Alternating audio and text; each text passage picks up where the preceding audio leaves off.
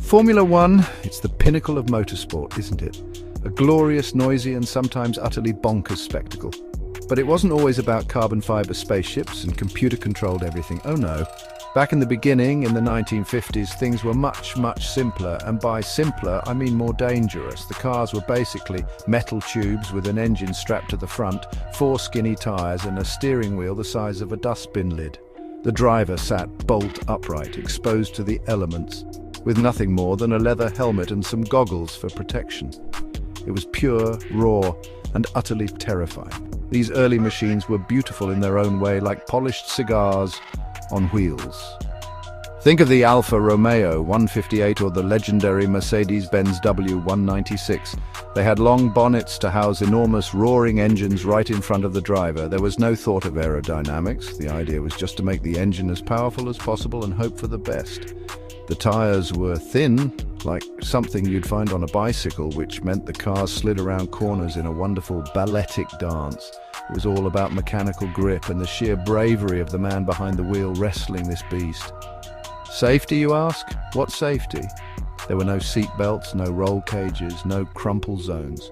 The fuel tanks were often just containers sitting right next to the driver, ready to turn a small crash into a massive fireball.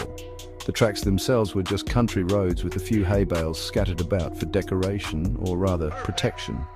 The drivers were heroes, gladiators in tweed jackets. They knew the risks were colossal. They drove with a level of courage you just don't see anymore, because every single corner could genuinely be their last. It was a different world, a different kind of racing. Comparing these early cars to today's machines is like comparing a carrier pigeon to a fighter jet. The focus was entirely on the engine and the chassis. They were heavy, cumbersome beasts that demanded immense physical strength to control. The steering was heavy, the brakes were questionable at best, and the suspension was rudimentary. Yet from these simple, brutal beginnings, the seeds of a technological revolution were sown.